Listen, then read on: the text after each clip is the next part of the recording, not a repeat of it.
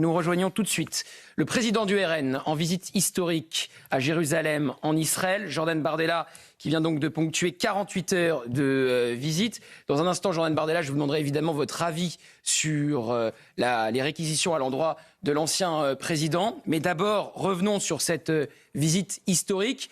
Vous venez de tourner sans doute une page définitivement de l'histoire de votre mouvement en vous rendant en Israël.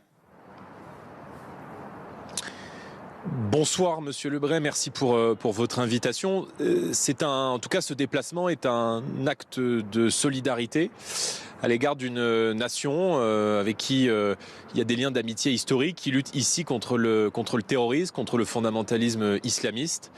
Et il y a beaucoup de nos compatriotes de confession juive qui craignent, comme tous nos compatriotes en France, cet enracinement d'un islam radical, d'un islam politique qui ne veut pas seulement se séparer de la société française, mais qui veut la conquérir.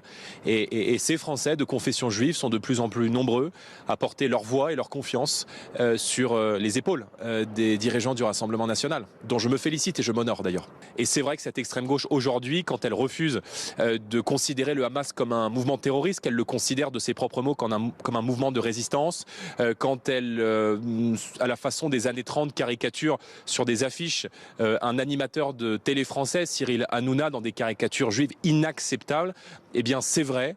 J'ajoute à cela évidemment qu'ils épousent au quotidien toutes les revendications politico-religieuses des fondamentalistes islamistes. C'est vrai que la gauche et l'extrême gauche représentent aujourd'hui un danger non seulement pour la cohésion nationale, mais aussi davantage pour nos compatriotes de confession juive. Notre compatriote Boualem Sansal, otage du régime algérien, qui a été condamné ce jour à 5 ans de prison, et Emmanuel Macron qui dit faire confiance à l'humanité du régime de M. Tebboune.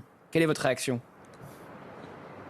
Mais le président de la République, il est en dessous de tout, et à chaque fois qu'il parle, à chaque fois qu'il s'exprime, en pensant reprendre un peu de leadership sur un parti, sur un pays dont il a perdu la majorité, la capacité d'action, ça ridiculise et ça décrédibilise totalement la diplomatie française, l'image de la France, à la fois dans ses propres frontières, en Europe, mais aussi partout dans le monde.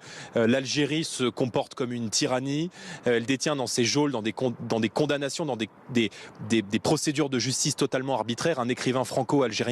Je veux dire, si le régime algérien craint, a peur et se sent en insécurité par les écrits, les lettres, les mots d'un écrivain, alors c'est que ce régime est extrêmement faible. En réalité, ce régime multiplie les provocations. J'ai vu ce matin que j'avais encore l'honneur, entre guillemets, d'être à la une de la presse algérienne avec des mots toujours plus injurieux les uns que les autres.